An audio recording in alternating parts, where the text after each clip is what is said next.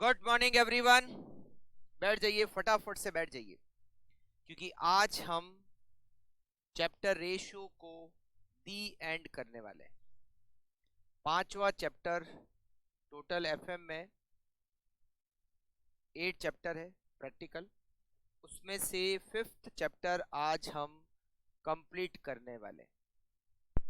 Party देनी है, party देनी है तो जब पूरा कोर्स कंप्लीट हो जाएगा तब पार्टी बनती है। ऐसे चैप्टर वाइज पार्टी लेते रहे तो शायद मुझे लॉन्ग टर्म लोन लेना पड़ जाएगा, है ना। बैंक से लोन लेना पड़ेगा हर चैप्टर के बाद में अगर पार्टी दे दी तो हम पार्टी करेंगे पूरा कोर्स कंप्लीट हो जाने के बाद। ठीक है, अब से आगे से ऐसी बात मत करना, ठीक है। हाँ, तो स्टार्ट करते हैं। क्वेश्चन नंबर 23, तैयार हो सभी? 23, 24, 25 और एक क्वेश्चन पहले का रहा हुआ है, टेंथ क्वेश्चन रहा हुआ है। ठीक है, हाँ ठीक है। चलिए स्टार्ट करते हैं। क्वेश्चन नंबर 23, इसमें हमें ट्रेडिंग अकाउंट बनाना है, प्रॉफिट एंड लॉस अकाउंट बनाना है और बैलेंस शीट बनानी है। ठीक है, चलिए। From the following information pertaining to method CANIC limited prepare its trading and profit and loss account for the year ended 31 March 2001 and a summarised balance sheet. Current ratio आपको दे रखा है 2.5, quick ratio दे रखा है 1.3, proprietary ratio दे रखा है जिसका formula दे रखा है fixed assets divided by proprietary fund. Proprietary fund का मतलब शेयर होल्डर फंड 0.6। उसके बाद में आपको जीपी रेशियो दे रखा है 10%, डेटर वेलोसिटी दे रखा है 40 डेज, सेल्स दे रखी है 730, वर्किंग कैपिटल दे रखी है 1,20,000, बैंक ओवरड्राफ्ट दे रखा है, शेयर कैपिटल दे रखी है और नेट प्रॉफिट प्रोप्राइटर फंड का 10% दे रखा है। देखिए, सबसे पहले तो इस क्वेश्चन में कहीं भी लॉन्ग टर्म लोन के बारे में डिटेल नहीं है, या ऐसी कोई इंफॉर्मेशन या रेशियो नहीं है जिससे पता चले कि लॉन्ग टर्म लोन है, मतलब नहीं है। तो इसका मतलब है बैलेंस शीट की लायबिलिटी साइड जब आप बनाओगे तो शेयर होल्डर फंड आएगा जिसमें शेयर कैपिटल और रिजर्व एंड सरप्लस और करंट लायबिलिटी। अच्छा, यहाँ बैंक ओवरड्राफ्ट दे रखा है तो करंट लायबिलिटी में बैंक ओवरड्राफ्ट आएगा और बचा हुआ क्रेडिटर्स। फिर एसेट साइड में फिक्स्ड एसेट्स और करंट एसेट्स, करंट एसेट्स में स्टॉक, डेटर और कैश। करेक्ट। बैलेंस शीट, ये तो बैलेंस शीट का फॉर्मेट बनेगा। फिर ट्रेडिंग पीएनएल, ट्रेडिंग पीएनएल में सेल्स आ जाएगी। यहां कहीं भी क्वेश्चन में ओपनिंग स्टॉक क्लोजिंग स्टॉक के बारे में डिटेल नहीं है। अगर ओपनिंग स्टॉक क्लोजिंग स्टॉक की ऐसे अलग अलग इंफॉर्मेशन नहीं दे रखे या कोई उनको अलग अलग करने की कोई डिटेल क्वेश्चन में नहीं है तो ट्रेडिंग अकाउंट का फॉर्मेट बहुत छोटा बनाना है। बहुत छोटे का मतलब सेल्स लिख दिया आपने, जीपी लिख दिया आपने और बचा हुआ कॉस्ट ऑफ गुड्स सोल्ड। मतलब कॉस्ट ऑफ गुड्स सोल्ड लिखने का मतलब है ओपनिंग क्लोजिंग परचेज सारे एडजस्ट होके कॉस्ट ऑफ गुड्स सोल्ड आ गया। अगर आपको क्वेश्चन में ओपनिंग क्लोजिंग की डिटेल है कि आप अलग अलग निकाल सको तब तो आपको क्लोजिंग भी लिखना है, ओपनिंग भी लिखना है, परचेज को भी लिखना है, सबको लिखना है। बट अगर आपको क्वेश्चन में ऐसी डिटेल नहीं है जिससे कि ओपनिंग क्लोजिंग अलग अलग कैलकुलेट हो सके तो फिर आपको ट्रेडिंग का फॉर्मेट बहुत छोटा बनाना है, सेल्स, जीपी और बचा हुआ कॉस्ट ऑफ गुड्स सोल्ड। अच्छा, पी एंड एल बनाओगे तो उसमें जीपी आगे आ जाएगा, नेट प्रॉफिट दिया हुआ है, इंटरेस्ट है नहीं, टैक्स है नहीं, तो बचा हुआ ऑपरेटिंग एक्सपेंसेस। ये बन जाएगा हमारा फॉर्मेट किसका? ट्रेडिंग अकाउंट और पी एंड एल अकाउंट का और बैलेंस शीट का। ठीक है, चलिए फटाफट से पहले फॉर्मेट बना लेते हैं, फिर वन बाय वन लिखना स्टार्ट करेंगे। लिखे आप लोग।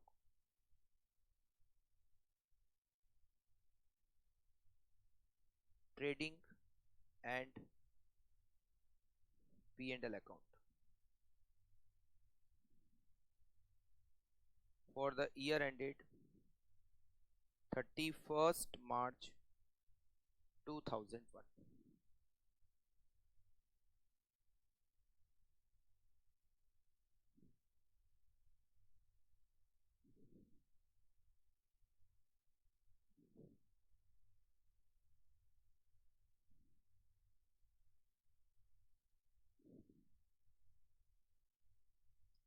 रुपीज। सबसे पहले टू यहां पर आएगा कॉस्ट ऑफ गुड्स सोल्ड और यह आएगा टू ग्रॉस जीपी। ये इतना छोटा ट्रेडिंग अकाउंट बनाना है। अगर ओपनिंग स्टॉक क्लोजिंग स्टॉक की अलग अलग डिटेल आपको क्वेश्चन से पता नहीं चल सकती है तो, है ना। बाई सेल्स, आपको सेल्स पता है 7,30,000 सेल्स आपको क्वेश्चन में दे रखी है, और आपको क्वेश्चन में जीपी रेट भी दे रखी है। आपका जीपी रेशियो दे रखा है 10%, तो 7,30,000 का 10% 73,000। 7,30,000 में से 73,000 माइनस किए तो आपकी कॉस्ट ऑफ गुड सोल्ड आ गई 7,30,000 माइनस 73,000, इट इज 6,57,000। ये कॉस्ट ऑफ गुड सोल्ड हो गया बाय जीपी। बाय जीपी 73,000, यहां लिखेंगे टू ऑपरेटिंग एक्सपेंसेस और टू नेट प्रॉफिट।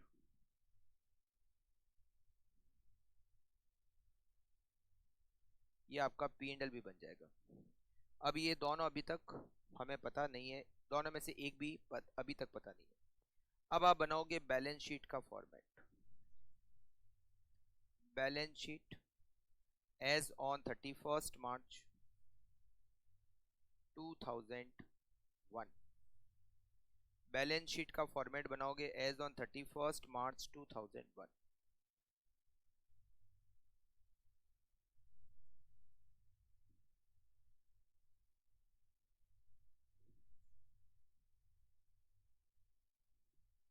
सबसे पहले share holder fund. Share holder fund, share holder fund में शेयर कैपिटल और reserve and surplus. Share capital और reserve and surplus. Share capital आपको यहां दे रखी है 2,50,000, तो आप लिखिए शेयर कैपिटल में 2,50,000। रिजर्व एंड सरप्लस अभी तक हमारे पास नहीं है। फिर करंट लायबिलिटीज, करंट लायबिलिटीज, इसमें बैंक ओवरड्राफ्ट और क्रेडिटर्स, ये दोनों मिलकर आपकी करंट लायबिलिटीज। फिर फिक्स्ड एसेट्स,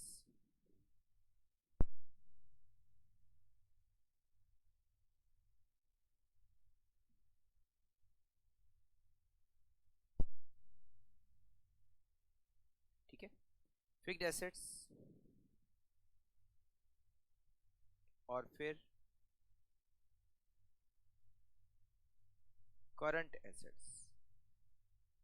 करंट एसेट्स में स्टॉक,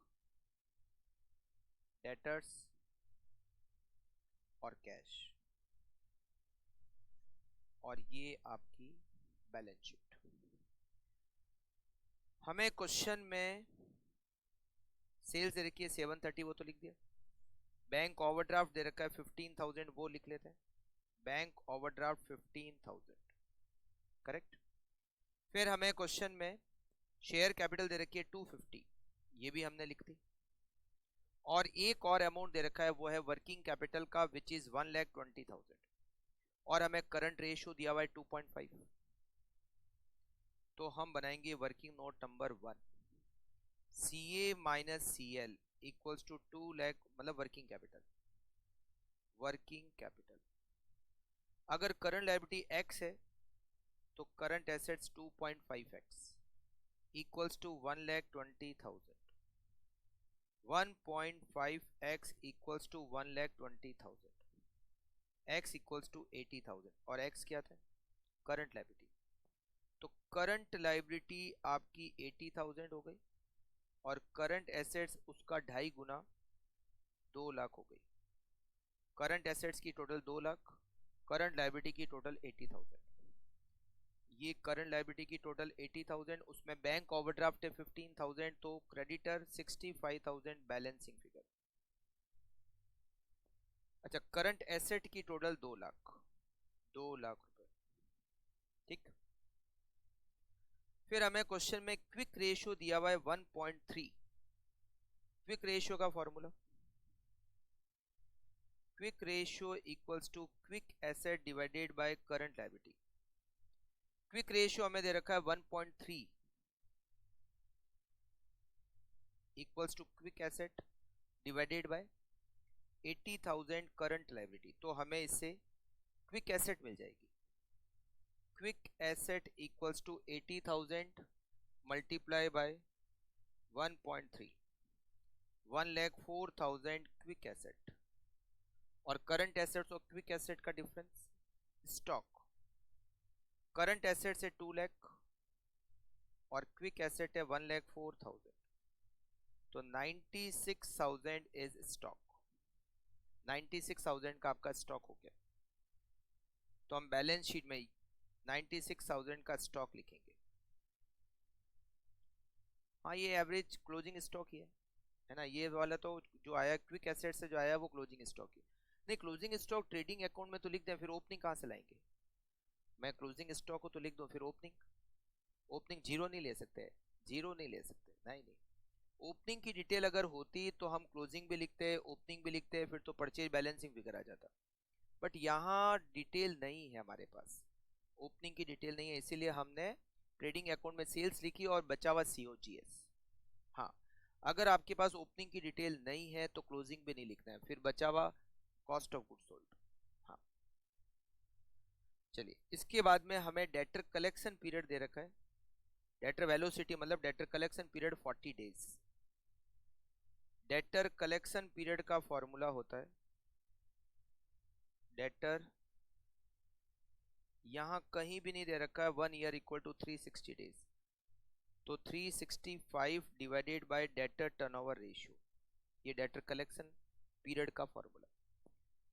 ये हमें दे रखा है 40 days equal to 365 divided by debtor turnover ratio. नहीं, एजम्पशन तो नहीं लेनी है, हाँ 365 ही रहने दो ना, कैलकुलेटर कैलकुलेट करेगा, आपको क्या दिक्कत है। Debtor turnover ratio equals to 365 divided by 40,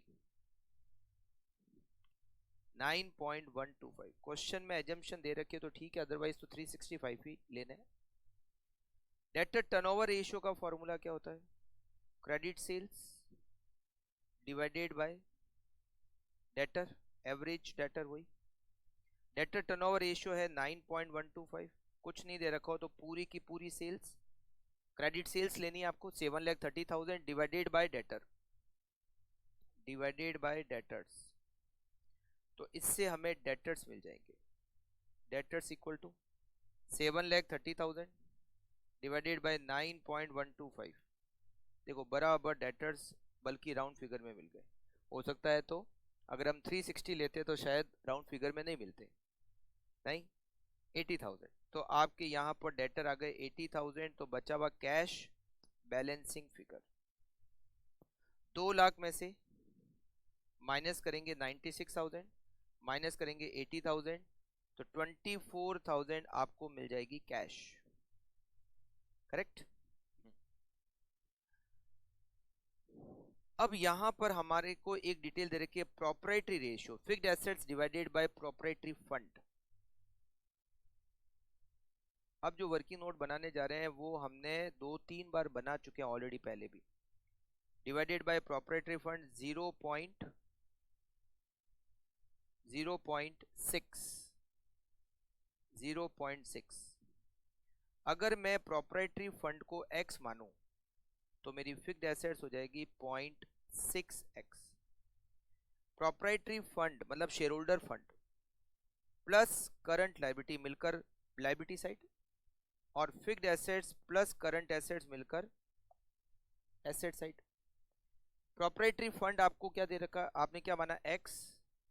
अच्छा, इसको फिर ऐसे कर सकते हैं, proprietary fund equals to fixed assets plus working capital. Current assets में से करंट लायबिलिटी माइनस करोगे तो वर्किंग कैपिटल। ये है x, ये है 0.6x plus 1,20,000, 0.4x equal to 1,20,000, x equal to 1,20,000 divided by 0.4 equals to ₹3 lakh. x क्या था? शेयर होल्डर फंड, मतलब आपका जो शेयर होल्डर फंड है वो 3 लाख है, और फिक्स्ड एसेट्स 3 लाख को 0.6 से मल्टीप्लाई करोगे तो फिक्स्ड एसेट्स हो जाएगी 1,80,000। शेयर होल्डर फंड 3 लाख और fixed assets 1,80,000। Share holder fund आपको बैलेंस शीट में लिखना है 3 लाख, उसमें 2,50,000 आपकी शेयर कैपिटल है, तो reserve and surplus balancing figure आपको मिल जाएगी 50,000। और फिक्स्ड एसेट्स इक्वल्स टू 1,80,000, ये आपकी बैलेंस शीट की टोटल 3,80,000, 380। फिर आपको एक क्वेश्चन में एक डिटेल और दे रखी है कि जो नेट प्रॉफिट है वो शेयर होल्डर फंड का 10% है। शेयर होल्डर फंड कितना है? शेयर होल्डर फंड 3 लाख है, इसका 10% होता है 30,000। नेट प्रॉफिट 30,000, तो ऑपरेटिंग एक्सपेंसेस बैलेंसिंग फिगर 43,000, और ये हमारा प्रॉफिट एंड लॉस अकाउंट भी कंप्लीट हो गया। करेक्ट? तो फटाफट से आप इसको कर लीजिए कंप्लीट। ये हमारा क्वेश्चन नंबर था 23।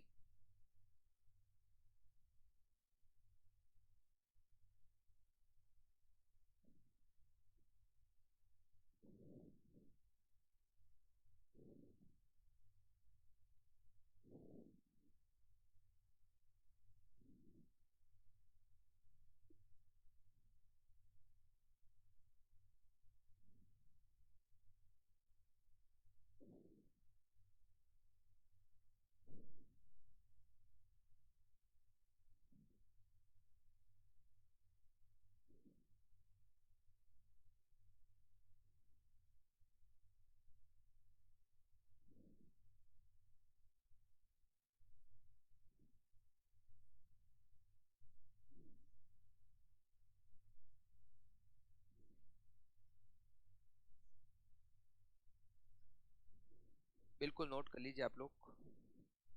कर लिए यहाँ तक? आगे ले लें? नहीं नहीं, इसको लिखना है, आपको लिखना है ना? अच्छा, आगे लिखना है क्या? कहाँ से लिखना है? ये वाला सबसे लास्ट वाला, ठीक है। थोड़ा और आगे लो, ये लीजिए, ठीक है, ओके।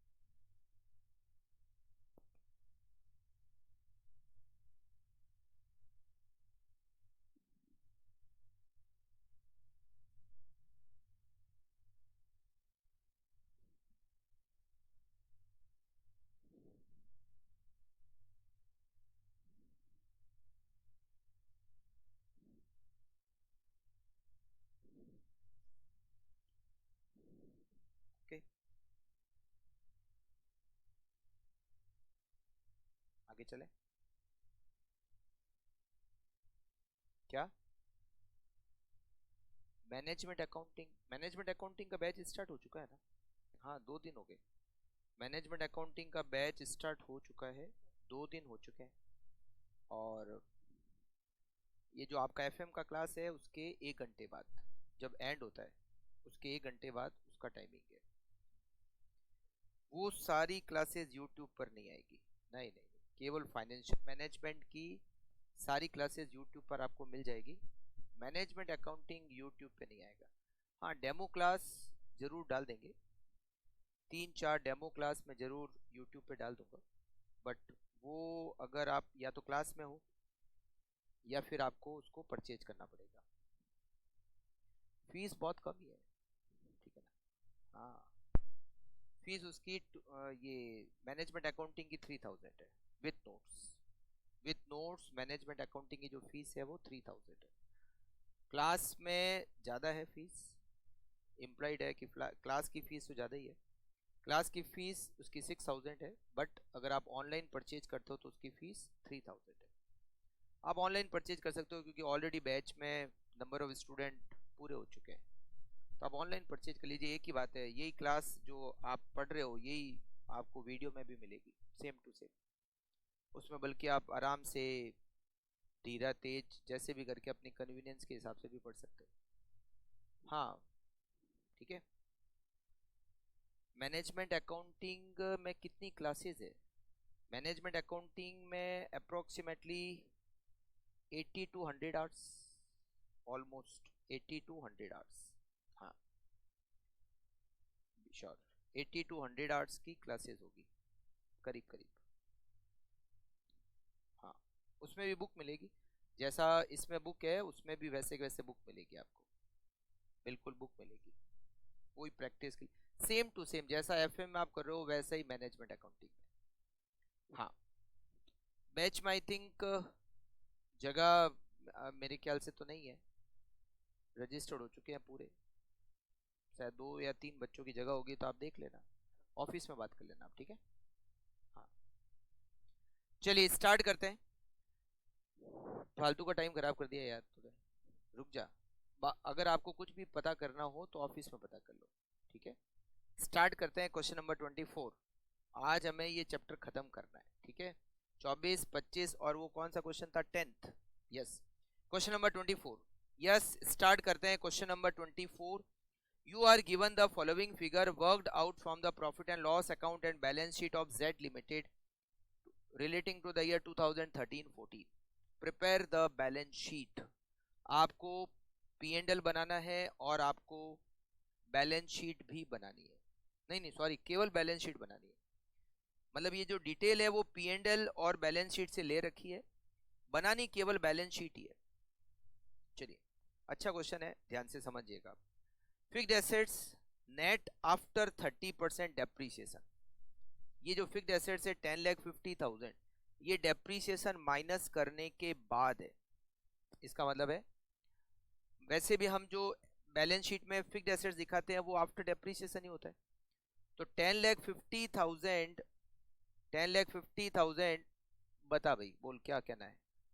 मैनेजमेंट अकाउंटिंग मैं ही पढ़ाता हूँ, बात है, मेरी क्लास है, मैनेजमेंट अकाउंटिंग मैं ही पढ़ाता हूँ, ठीक है, ओके। और मैंने आपको कहा अगर आपको ज़्यादा इन्फॉर्मेशन पता करनी है तो ऑफिस में पता कर लो, ठीक है, क्लास में अपन, ठीक है। चलिए स्टार्ट करते हैं आगे, ओके। हाँ, fixed assets net after 30% depreciation 10,50,000, तो 10,50,000 ये डेप्रीसिएशन माइनस करने के बाद है, तो बैलेंस शीट में जो हम दिखाते हैं, शो करते हैं, वो वैसे भी डेप्रीसिएशन के बाद ही आता है, तो ये डेप्रीसिएशन के बाद ही दे रखा है 10,50,000। फिक्स्ड एसेट टर्नओवर रेशियो, वैसे तो फिक्स्ड एसेट टर्नओवर रेशियो में क्या आता है, सेल्स, फॉर्मूला क्या होता है, sales divided by fixed assets, but यहां पर है कॉस्ट ऑफ सेल्स, मतलब फॉर्मूला क्या हो गया, cost of goods sold divided by fixed assets, ठीक है। Finish goods turnover ratio, GP ratio, net profit before interest to sales, interest coverage ratio, debenture interest 14%, या डिबेंचर आएंगे बैलेंस शीट में, है ना, शेयर होल्डर फंड की बात। Debtor collection period, material consume to sales, raw material stock, ये debt collection period का मतलब डेटर कलेक्शन पीरियड ही है। हाँ, raw material stock, material consume sales का 30% है, raw material stock in terms of number of month consumption 3 month, current ratio 2.4, quick ratio 1 और reserve to capital 0.21। क्या बनानी है, बैलेंस शीट बना ले फॉर्मेट। चलिए very good, balance sheet as on 31 March 2014।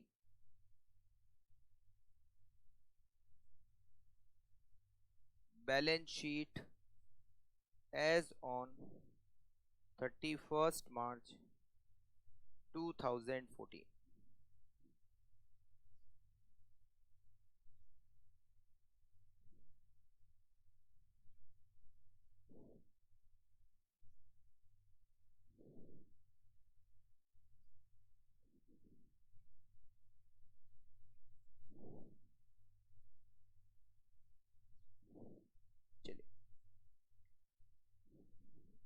देखिए सबसे पहले आपको क्या दे रखा है, यहां पर हम लिखेंगे share holder fund, share holder fund,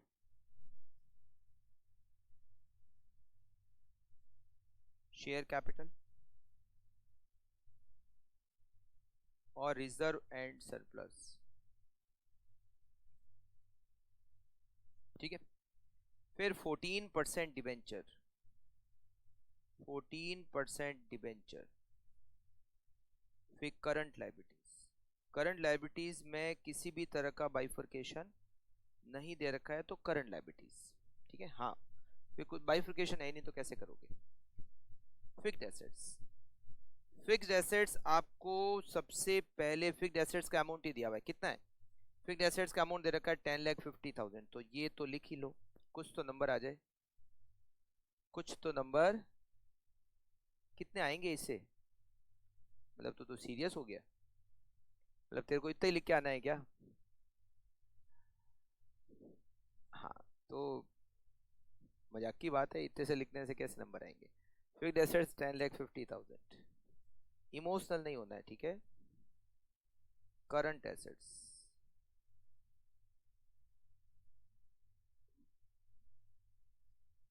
भावनाओं में बह गया यूं, पढ़ लें अपन। हाँ लिखो फिर। Current assets, current assets raw material का स्टॉक, फिनिश गुड्स का स्टॉक, डेटर्स और कैश, ये सब मिलकर आपकी करंट एसेट्स। यहां पर स्टॉक दो तरह के। इस क्वेश्चन में एक नया पॉइंट है क्या, देखो यहां लिखा हुआ है रॉ मटेरियल का स्टॉक और यहां पर ऊपर फिनिश गुड्स, मतलब दो तरह के स्टॉक है। वैसे तो टोटल तीन तरह के स्टॉक होते हैं, बट यहाँ दो तरह के स्टॉक है, एक रॉ मटेरियल का स्टॉक और एक फिनिश गुड्स का स्टॉक। तो हमने इसको अलग अलग लिखा है, रॉ मटेरियल का स्टॉक, फिनिश गुड्स का स्टॉक, ठीक है?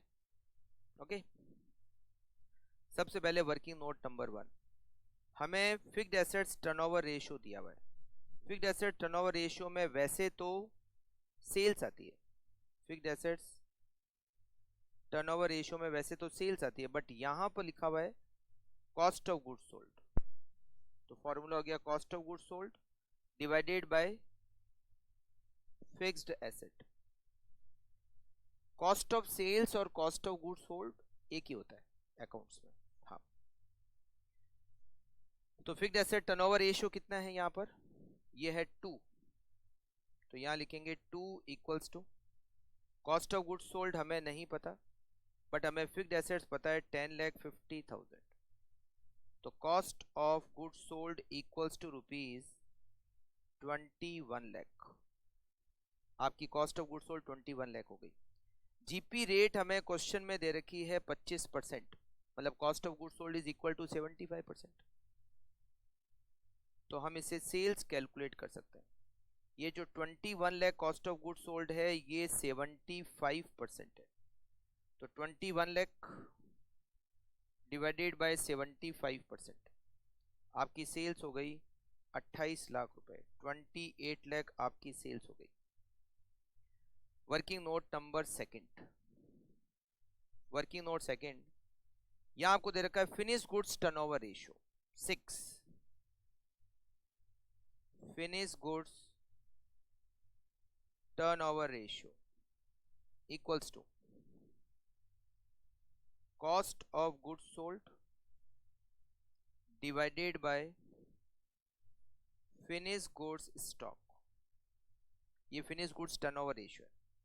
फिनिश गुड्स टर्नओवर रेशियो आपको 6 का दिया हुआ है, कॉस्ट ऑफ गुड्स सोल्ड हमारी 21,00,000 है, divided by finish goods stock.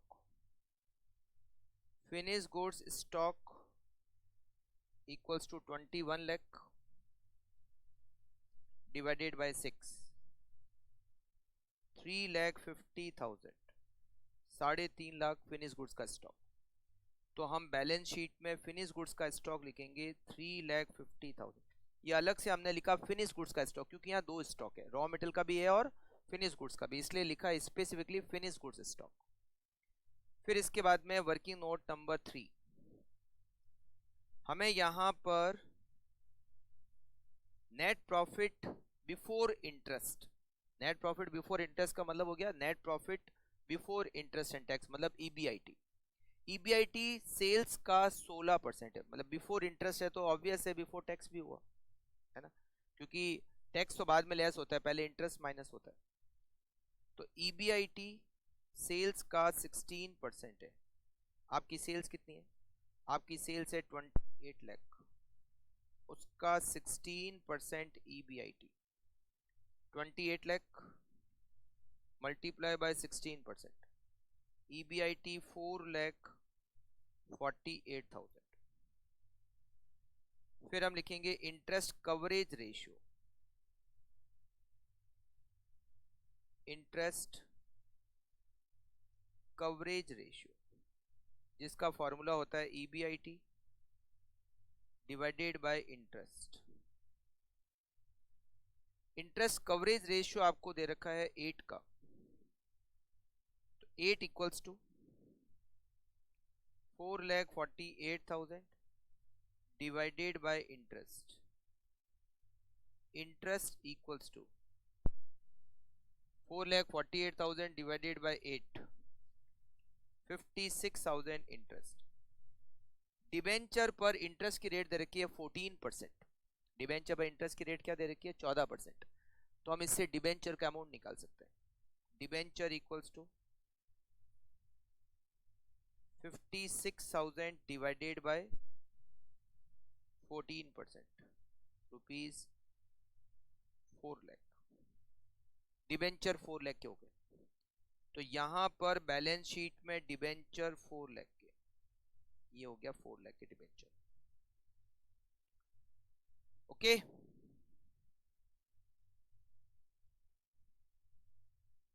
Okay, हाँ, ये हमारा पॉइंट। फिर आगे दे रहा है debtor collection period 1.5 month. Debtor collection period, debtors collection period month में दे रखा है, तो 12 divided by DTR 1.5 equals to 12 divided by DTR। DTR equals to 8। 12 में 1.5 का डिवाइड करोगे तो 8। DTR का फॉर्मूला क्या होता है? Credit sales divided by average receivables या डेटर। यहाँ बिल्स रिसीवेबल तो है नहीं, तो केवल डेटर भी लिख सकते हो, अपन जनरली यही करते हैं, एवरेज के बारे में डिटेल नहीं होती तो डेटर। 8 इक्वल्स टू आपकी क्रेडिट सेल्स, पूरी सेल्स को क्रेडिट मानेंगे अगर बाइफर्केशन नहीं किया हुआ है तो, डिवाइडेड बाय डेटर्स। मतलब कुछ इम्प्लाइड एजम्पशन है, ठीक है। 3,50,000 के हमारे डेटर्स हो गए। डेटर्स नहीं, ये एजम्पशन लिखने की जरूरत नहीं है, इम्प्लाइड है कि हाँ, करेक्ट। फिर इसके बाद में आपको नेक्स्ट पॉइंट दे रखा है मटेरियल कंज्यूम्ड सेल्स का 30% है। मटेरियल कंज्यूम्ड मतलब जो मटेरियल कंज्यूम्ड का एक्सपेंडिचर वो सेल्स का 30% है, तो हम मटेरियल कंज्यूम्ड कैलकुलेट करते हैं। Point number 6, material consumed equals to हमारी सेल्स कितनी है? हमारी सेल्स है 28 लाख, इसका 30%, 8,40,000 मटेरियल कंज्यूम। और उसके जस्ट नेक्स्ट दे रखा है कि रॉ मटेरियल का जो स्टॉक है वो 3 महीने के कंजम्पशन के बराबर है। लिखा हुआ इन terms of number of month consumption 3।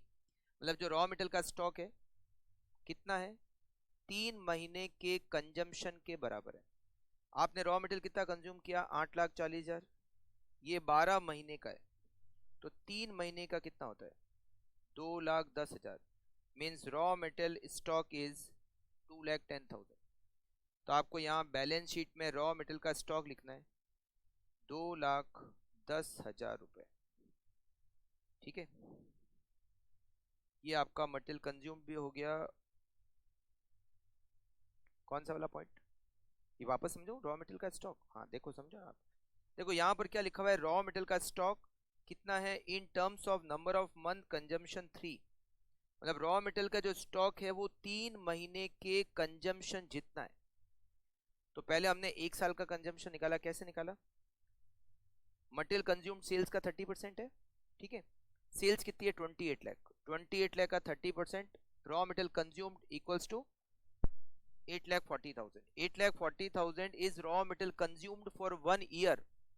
मतलब 1 साल का कंजम्पशन है। 1 साल का मतलब 12 महीने। 12 महीने का रॉ मटेरियल का कंजम्पशन है 8,40,000, और रॉ मटेरियल का स्टॉक 3 महीने के कंजम्पशन जितना है। समझ में आ गया? नहीं, मैं वापस फिर भी समझाऊंगा। तुमने मुझे एक बार कहा है तो मैं तो पूरा ही समझाऊंगा, नहीं तो मैं किसको समझाऊंगा। तो अब पूरा सुनो, समझ में आ गया तो भी पूरा सुनो। टोटल कंजम्पशन कितना हुआ रॉ मटेरियल का 1 साल का? 8,40,000। हमें रॉ मटेरियल का स्टॉक कितना रखना है, 3 महीने के कंजम्पशन के बराबर। तो 8,40,000 डिवाइडेड बाय 12 इंटू 3, 2,10,000। ठीक है। हाँ, एक बार अगर आपने मुझे स्टार्ट कर दिया तो फिर मैं खत्म अपने आप में नहीं होता, पूरा बता के ही कंप्लीट करता हूँ। फिर आप ऐसा नहीं कि बीच में क्या समझ में आ गया जाने दो, नहीं, फिर मैं बताऊंगा पूरा आपको, अपना स्टाइल है। ठीक है, चलिए रॉ मटेरियल का स्टॉक हो गया। इसके बाद में अब जो मैं वर्किंग नोट बनाने जा रहा हूं, आपको विश्वास नहीं होगा कि क्या ऐसा भी हो सकता है। ऐसी भी कोई बात नहीं है, मजाक कर रहा हूं। तो अब जो वर्किंग नोट बनाने जा रहा हूं वो बहुत अच्छा है, बिल्कुल ध्यान से समझना, कहीं ओवरहेड नहीं हो जाए, ऊपर से नहीं चला जाए। ठीक है, देखो यहां पर दिया हुआ है करंट रेशियो और एक दे रखा है क्विक रेशियो। हमें ना तो अभी तक करंट एसेट पता है, ना हमें करंट लायबिलिटी पता है, ना हमें क्विक एसेट पता है, ना हमें, है ना, कुछ पता ही नहीं है। मगर हमें स्टॉक पता है। हमें क्या पता है, स्टॉक। दो तरह के स्टॉक है, एक तो रॉ मटेरियल का स्टॉक है और एक फिनिश गुड्स का स्टॉक है, और इन दोनों की टोटल होती है 5,60,000। हमें स्टॉक पता है। तो अब हम क्या करेंगे, देखो point number 7, current ratio, current current ratio minus quick ratio. Current ratio कितना दिया हुआ है, करंट रेशियो आपको दे रखा है क्वेश्चन में 2.4, क्विक रेशियो आपको दे रखा है 1। अगर मैं 2.4 में से 1 को माइनस करूंगा तो क्या बचेगा, 1.4। तो करंट रेशियो में से अगर क्विक रेशियो को माइनस किया जाए तो रिमेनिंग बचेगा 1.4। सही है ना। अच्छा, करंट रेशियो का फॉर्मूला होता क्या है, current asset upon current liability.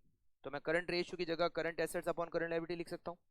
Quick ratio का फॉर्मूला क्या होता है, quick asset divided by current liability, और अगर करंट रेशियो में से क्विक रेशियो माइनस होगा तो बचेगा 1.4। करेक्ट। मैं यहां पर करंट लायबिलिटी को एलसीएम में ले लूं तो ये हो जाएगा current assets minus quick asset equals to 1.4। Current assets में से क्विक एसेट्स माइनस करेंगे तो क्या बच जाता है, स्टॉक बच जाता है। Stock divided by current liability equals to 1.4, और आपको यहां पर पता है स्टॉक, स्टॉक पता है ना। स्टॉक कितना है, दोनों मिलाकर अगर मैं रॉ मटेरियल का स्टॉक और फिनिश गुड्स का स्टॉक दोनों की टोटल करूं तो ये 5,60,000 होता है। तो मैं यहां पर लिख देता हूं 5,60,000 divided by current liability equals to 1.4। Current liability equals to 5,60,000 divided by 1.4, 4 lakh रुपए। Current liability 4 lakh, current asset अब 4 लाख इंटू 2.4, मेरी करंट एसेट्स हो गई 9,60,000 रुपए। था अच्छा पॉइंट। तो यहां पर करंट लायबिलिटी मेरे को 4 लाख मिल गई, ये 4 लाख हो गई, और ये हो गया 9,60,000। तो मुझे कैश बैलेंसिंग फिगर मिल जाएगा 9,60,000 माइनस 2,10,000 माइनस 350 और माइनस 350। कैश बैलेंसिंग फिगर 50,000 और बैलेंस शीट की टोटल 20,10,000।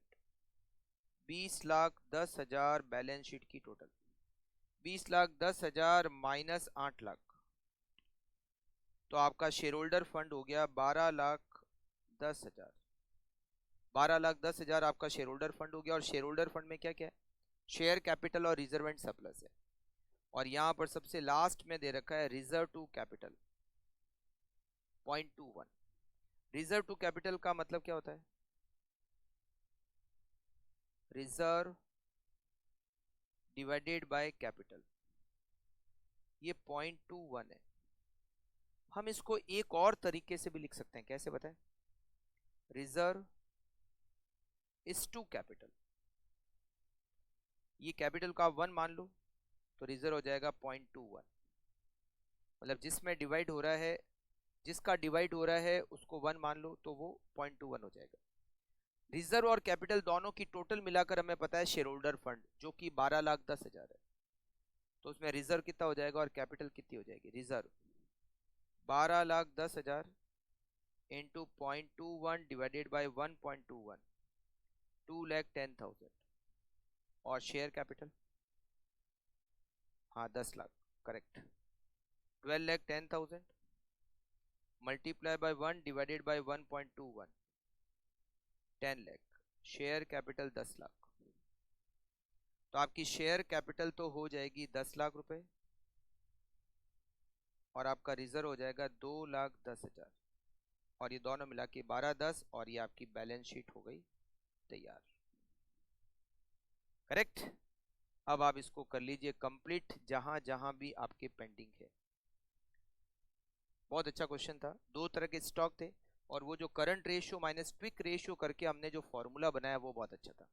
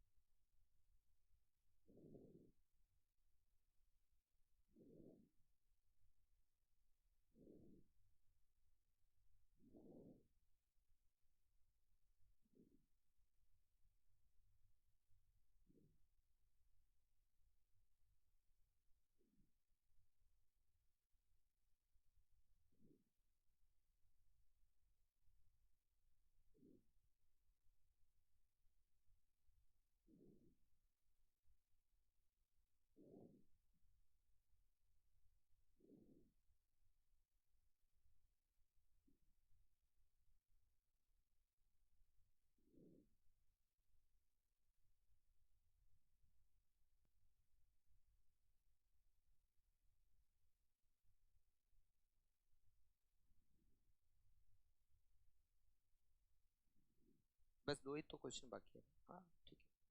बस अब आप प्रैक्टिस कर सकते हो, जो भी प्रैक्टिस असाइनमेंट के क्वेश्चंस है आप लोग प्रैक्टिस कर लेना, ठीक है?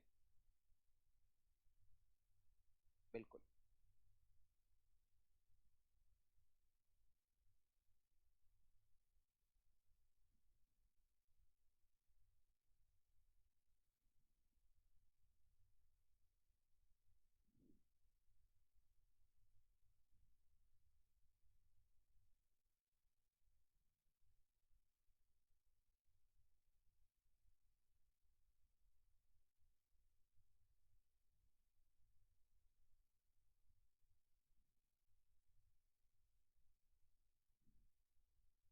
हाँ ये क्वेश्चन थोड़ा सा अच्छा भी है।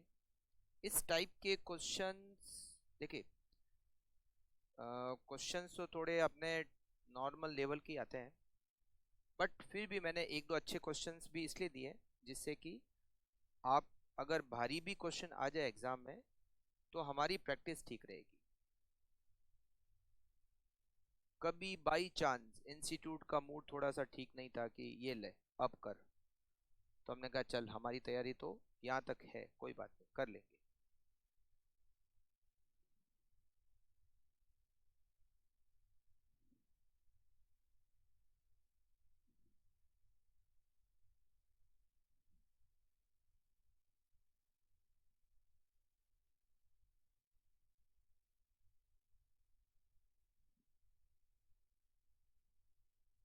ओके, तो आगे चलें, बढ़ते हैं कदम अगले क्वेश्चन की तरफ।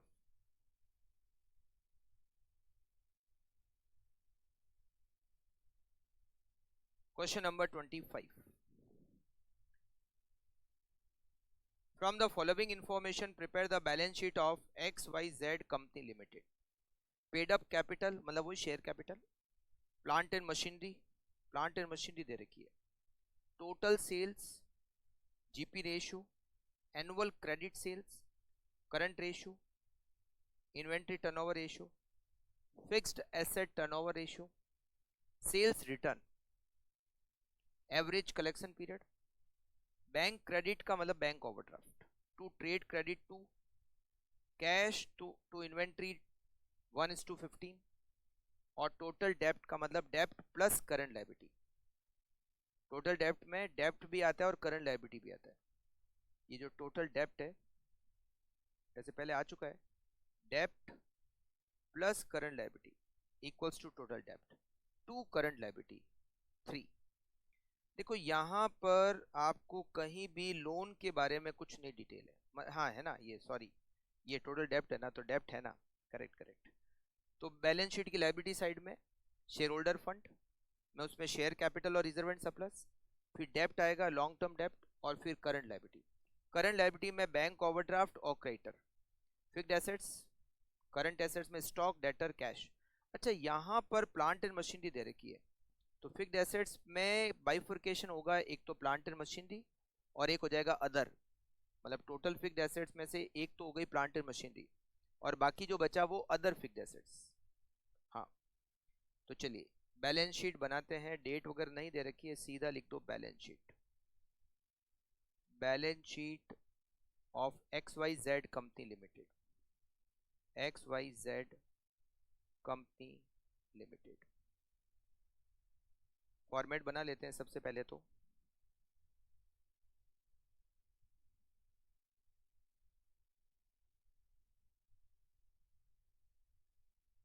Share holder fund,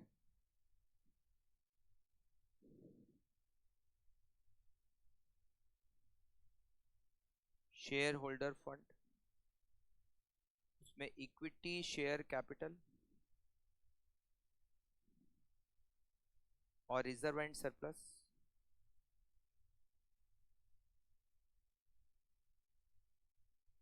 long term डेब्ट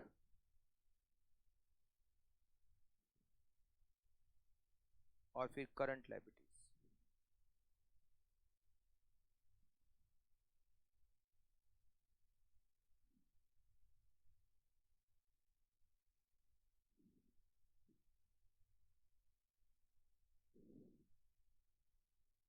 करंट लायबिलिटी में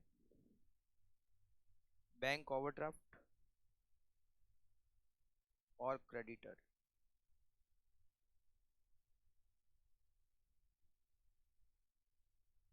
फिर fixed assets,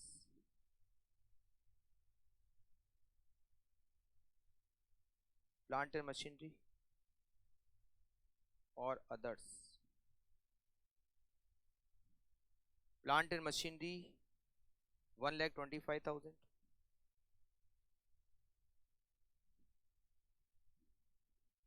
paid up capital दे रखी है 50,000, मतलब share capital. Working note number 1, यहाँ हमें सेल्स दे रखी है 5,00,000 रुपए सेल्स, मगर दे रखा है कि उसमें से 20% रिटर्न है, तो 5 लाख माइनस 20%, 4 लाख की सेल्स। ठीक है, इस 4,00,000 रुपए की सेल्स में से 80% क्रेडिट सेल्स है, 80% आपकी क्रेडिट सेल्स है। ठीक है, ये 3 पॉइंट हो गया, ये भी हो गया, ये भी हो गया, तो यहां पर हो जाएगा 4 लाख, इसमें क्रेडिट सेल्स और रिमेनिंग बची वो कैश सेल्स। जो क्रेडिट सेल्स है वो 3,20,000 है, 80%, तो रिमेनिंग 80,000 है वो कैश सेल्स है, बैलेंसिंग फिगर। करेक्ट, ठीक है। अच्छा इसके बाद अच्छा यहाँ पर एक और लिख देते हैं point, COGS, cost of goods sold. आपकी सेल्स कितनी है, जो सेल्स रिटर्न के बाद है वो सेल्स है, उसका कितना परसेंट जीपी रेशियो है, 25%, इसका मतलब 75% cost of goods sold which is 3 lakh. Working note number 2, फिर हमें दे रखा है यहाँ पर inventory turnover ratio 4। Inventory turnover ratio का फॉर्मूला, इन्वेंट्री टर्नओवर का फॉर्मूला होता है COGS डिवाइडेड बाय स्टॉक, ये आपको दे रखा है 4 और हमें COGS पता है विच इज 3 लाख। ठीक है, डिवाइडेड बाय स्टॉक, तो इससे हम कैलकुलेट कर लेंगे स्टॉक का amount which is 75,000। Balance sheet में स्टॉक लिख लेते हैं। अच्छा यहाँ पर हमने लिखा ही नहीं क्या आगे, करंट एसेट, करंट एसेट्स में आएगा स्टॉक, डेटर और कैश। स्टॉक आएगा 75,000, फिर हमें यहां दे रखा है fixed assets turnover ratio 2, fixed asset turnover ratio जो दे रखा है यहां पर 2 का, जिसका फॉर्मूला होता है sales divided by fixed assets. ये दे रखा है 2 का, sales 4 lakh divided by fixed asset, तो हमें इससे फिक्स्ड एसेट्स मिल जाएगी 2 लाख, 4 लाख डिवाइडेड बाय 2, 2 लाख रुपए फिक्स्ड एसेट्स। फिक्स्ड एसेट्स की टोटल हो जाएगी 2 लाख, जिसमें एक 25 प्लांट एंड मशीन दी है, तो 75,000 अदर बैलेंसिंग फिगर। ठीक है, नेक्स्ट पॉइंट 4, चौथा पॉइंट है, यहां पर देखो हमें एवरेज कलेक्शन पीरियड दे रखा है 73 डेज। एवरेज कलेक्शन पीरियड मतलब डेटर कलेक्शन पीरियड, ये हमें दे रखा है 73 डेज, तो 365 divided by DTR, 73 equals to 365 divided by DTR equals to 5। DTR का फॉर्मूला होता है credit sales divided by debtor, credit sales divided by debtor, ये 5 है। क्रेडिट सेल्स हमारी 3,20,000 डिवाइडेड बाय डेटर, इससे हम डेटर निकाल सकते हैं, डेटर इक्वल्स टू 64,000, हमारे डेटर 64। क्रेडिट सेल्स हमने ये देखो ये कैलकुलेट की थी, सही है, 64,000 के हमारे डेटर्स हो गए। फिर एक सेकंड लास्ट पॉइंट हमें दे रखा है कैश टू इन्वेंट्री, मतलब अगर इन्वेंट्री 15 है तो कैश 1 है, और हमें इन्वेंट्री मतलब स्टॉक पता है, तो इससे हम कैश निकालेंगे। कैश इक्वल्स टू 75,000 की inventory divided by 15 multiply by 1, 5,000 रुपये कैश, तो हम यहाँ लिखेंगे 5,000 की कैश। तो ये टोटल आपकी आ जाएगी करंट एसेट्स की 75,000 प्लस 64,000 प्लस 5,000, ये हो गई टोटल 144, और इससे आपको बैलेंस शीट की टोटल भी मिल जाएगी 344। सेम टोटल आप लिखोगे एसेट साइड की भी 344। अब यहाँ पर हमें करंट रेशियो दे रखा है ऊपर 2 का, तो मतलब जितनी करंट लायबिलिटी है करंट एसेट्स उससे आधी करंट लायबिलिटी, तो 144 का आधा हो गया 72,000, और इसमें बैंक क्रेडिट और ट्रेड क्रेडिट का रेशियो 2 है, मतलब बैंक ओवरड्राफ्ट ट्रेड क्रेडिटर्स से डबल है, मतलब अगर ट्रेड क्रेडिटर्स 1 है तो बैंक ओवरड्राफ्ट 2 है, तो दोनों का आपस में रेशियो हो गया 2:1, तो बैंक ओवरड्राफ्ट और ट्रेड क्रेडिटर्स का रेशियो है 2:1, तो ये जो 72,000 है इसको 2:1 में बांटेंगे तो 48,000 का बैंक ओवरड्राफ्ट और 24,000 के क्रेडिटर्स, 48,000 के बैंक ओवरड्राफ्ट, 2:1 का रेशियो हो गया बैंक ओवरड्राफ्ट और ट्रेड क्रेडिटर्स, तो bank overdraft divided by creditors 2, तो आप इसको ऐसे लिख सकते हो रेशियो में bank overdraft is to creditors 2:1, तो 72,000 को 2:1 के रेशियो बांटोगे तो 48,000 और 24,000। ठीक है, अच्छा इसके बाद सबसे लास्ट में आपको दे रखा है टोटल डेब्ट टू करंट लायबिलिटी 3, टोटल डेब्ट divided by current liability equals to 3। हमें करंट लायबिलिटी पता है तो टोटल डेब्ट आ जाएगा, टोटल डेब्ट equals to 72,000 multiply by 3 equals to 2,16,000।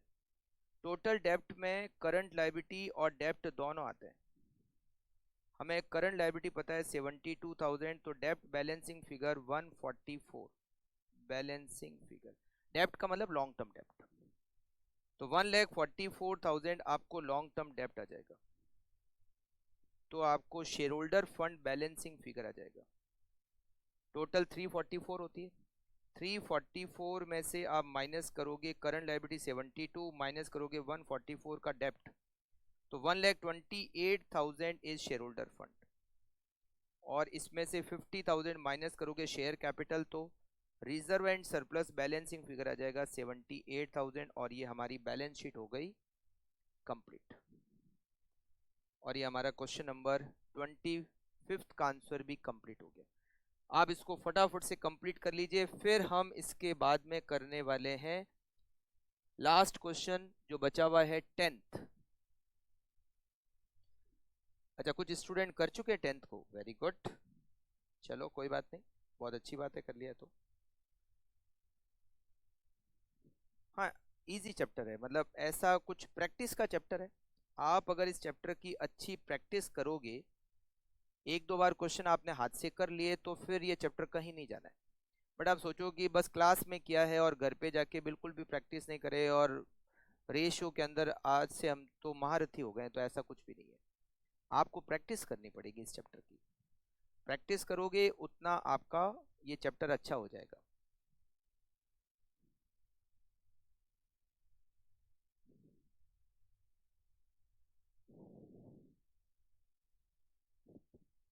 जो कुछ भी पेंडिंग है फटाफट से पूरा करो, फिर चलते हैं 10th क्वेश्चन पे।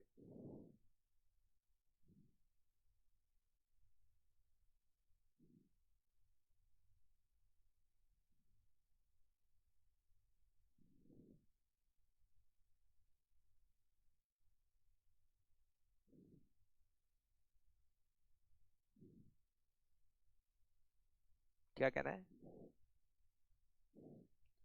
जो शॉट आया वो मेरा जोरदार था यूट्यूब पे। ओके,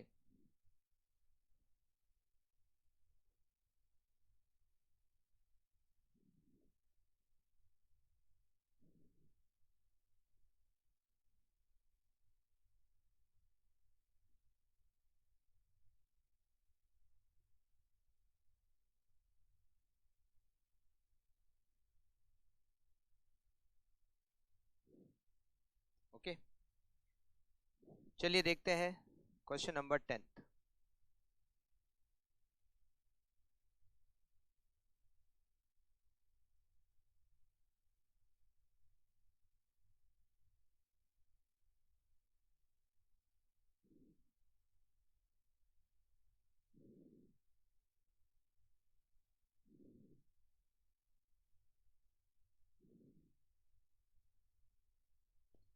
दिसंबर 24 के एग्जाम में ये क्वेश्चन आ चुका है।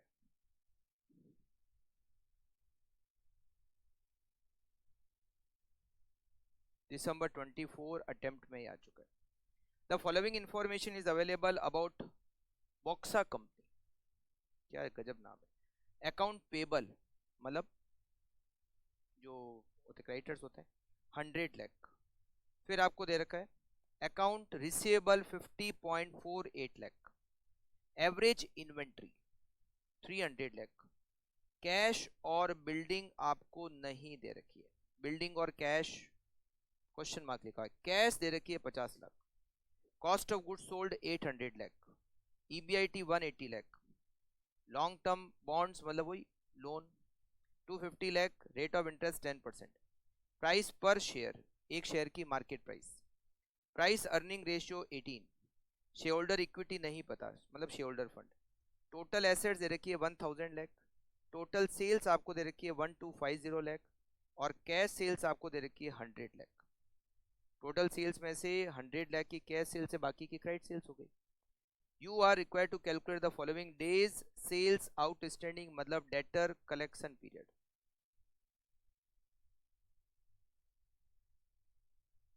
इन days. Interest coverage ratio, debt ratio, inventory turnover ratio और अर्निंग पर शेयर, है ना। डेट रेशियो का मतलब होता है डेप्ट डिवाइडेड बाय आपकी total asset, capital employed. Debt divided by capital employed, capital employed. Inventory turnover ratio निकालना है और अर्निंग पर शेयर निकालना है। देखो अर्निंग पर शेयर तो सीधे ही आ गया, मैं आपको बताऊं अर्निंग पर शेयर कैसे आ गया। एक शेयर की प्राइस कितनी है 72 और पीई रेशियो, ये मैं ई पॉइंट का आंसर बता रहा हूँ आपको। पीई रेशियो, पहले ई पॉइंट बता देता हूँ आपको। पीई रेशियो का फॉर्मूला क्या होता है, market price per share divided by earning per share. ये आपको 18 दे रखा है, ये 72 दे रखा है। ईपीएस पता करना है तो ईपीएस हो गया ना 4 रुपए। EPS equal to ₹4। तो ये वाला तो आपके हो गया। आपका इंटरेस्ट कवरेज रेशियो भी आसानी से निकल सकता है, B.B, interest coverage ratio. Interest coverage ratio का फॉर्मूला क्या होता है? EBIT divided by interest, EBIT divided by interest, EBIT। EBIT आपको क्वेश्चन में दे रखा तो था, ये EBIT दे रखा है 180 लाख, और इंटरेस्ट 250 लाख का लोन है, 250 लाख का लोन है, 10% इंटरेस्ट पे 25 लाख। तो यहाँ पर EBIT आपका दे रखा है 180 डिवाइडेड बाय 25, 180 डिवाइडेड बाय 25, 72। ये इंटरेस्ट 72 कैसा आएगा? 180 divided by 25, 7.2, 7.2। It is interest coverage ratio. ये 2 पॉइंट तो बिल्कुल इजी थे, क्वेश्चन में दिए रखे थे। फिर आपको इन्वेंट्री टर्नओवर रेशियो भी आप कैलकुलेट कर सकते हो। कैसे? इन्वेंट्री टर्नओवर रेशियो का फॉर्मूला क्या होता है? D point. Inventory turnover ratio का फॉर्मूला होता है, इन्वेंट्री टर्नओवर रेशियो का फॉर्मूला होता है COGS। नहीं, एग्जाम में ABCD कंटिन्यूसली करना है, वो तो आप लोगों ने ज़्यादातर ने कर लिया इसलिए बता रहा हूँ। Divided by average stock. Cost of goods sold कितना दिया हुआ है? कॉस्ट ऑफ गुड्स सोल्ड दिया हुआ है 800, और एवरेज इन्वेंट्री दे रखी है 300। 800 divided by 300, 800 divided by 300 equals to 800 divided by 300 equals to 2.6667। ये आपका इन्वेंट्री टर्नओवर रेशियो हो गया। 3 तो आ ही गए। फिर आपको दे रखा है डेप्ट रेशियो, डेप्ट अपॉन कैपिटल एम्प्लॉयड। अब इसके लिए आपको क्या चाहिए? कैपिटल एम्प्लॉयड चाहिए, और एक आपको चाहिए डेज सेल्स आउटस्टैंडिंग। तो पहले तो क्रेडिट सेल्स कैलकुलेट करते हैं। Point number A, credit sales. Credit sales कैसे कैलकुलेट करोगे? Credit sales equals to total sales है 1250, उसमें से 100 कैश सेल्स है, तो 1150 क्रेडिट सेल्स हो गई, क्रेडिट सेल्स। अब डेटर टर्नओवर रेशियो निकालते हैं। डेटर टर्नओवर रेशियो का फॉर्मूला क्या होता है? Credit sales divided by average receivables. Average receivables हमें क्वेश्चन में दे रखे हैं, तो आपकी क्रेडिट सेल्स है 1150, और आपके एवरेज रिसीवेबल्स आपको दे रखे हैं 50.48, 50.48। तो 1150 divided by 50.48, 22.7813। It is debtor turnover ratio. Debtor turnover ratio का फॉर्मूला होता है, डेटर कलेक्शन पीरियड का फॉर्मूला होता है, डेटर कलेक्शन पीरियड का फॉर्मूला होता है, यहां पर 1 ईयर इक्वल टू 360 डेज तो लिखा हुआ है नहीं, तो 365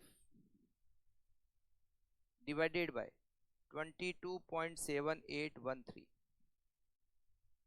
तो 365 डिवाइडेड बाय 22.78, मतलब डेटर टर्नओवर रेशियो का डिवाइड करना है, तो ये आएगा 16, ऑलमोस्ट 16 डेज, 16 डेज अप्रोक्स।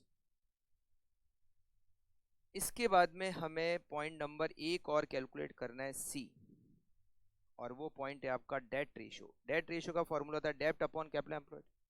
डेप्ट तो ये रहा आपका लॉन्ग टर्म लोन जो दिया हुआ है, यही डेप्ट है। कैपिटल एम्प्लॉयड में क्या क्या आता है? कैपिटल एम्प्लॉयड में डेप्ट खुद भी आता है, और शेयर होल्डर इक्विटी आती है। देखो ये वाला जो है ना, शेयर होल्डर इक्विटी, ये आती है। अब शेयर होल्डर इक्विटी कहां से निकालेंगे?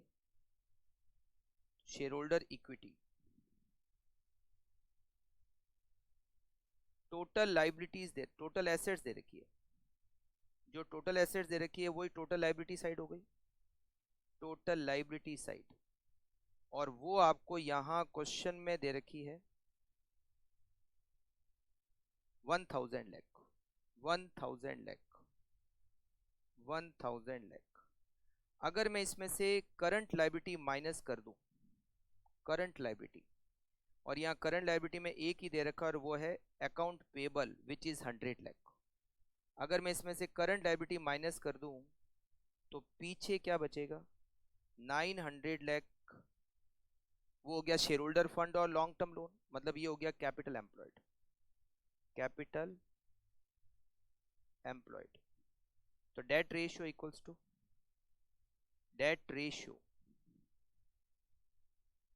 मतलब डेप्ट टोटल कैपिटल में कितना परसेंटेज है, डेप्ट divided by capital employed multiply by 100 कर सकते हो तो परसेंटेज में आ जाएगा। आपका डेप्ट है 250 लाख और आपकी कैपिटल एम्प्लॉयड है 900 lakh into 100, 250 lakh divided by 900 lakh into 100। डेप्ट टोटल कैपिटल एम्प्लॉयड का 27.7778% है। तो ये सारे ही रेशियो आ गए, नहीं कुछ तो बिल्कुल इजी थे, सबसे लास्ट वाला था वो डेट रेशियो वाला, बाकी तो सारे पॉइंट बहुत इजी थे। तो ये हमारा क्वेश्चन कंप्लीट हो गया 10th और हमारा ये चैप्टर भी एंड हो गया। तो ये चैप्टर तो कंप्लीट हो गया। अब हम जो आगे चैप्टर स्टार्ट करने वाले हैं वो बहुत अच्छा चैप्टर और वो है वर्किंग कैपिटल मैनेजमेंट। बिल्कुल भी कोई भी छुट्टी मत लेना क्योंकि इंपॉर्टेंट चैप्टर है। उसके बाद कैपिटल बजटिंग में भी आप बिल्कुल भी छुट्टी मत लेना, ठीक है। तो मिलते हैं नेक्स्ट क्लास में, थैंक यू।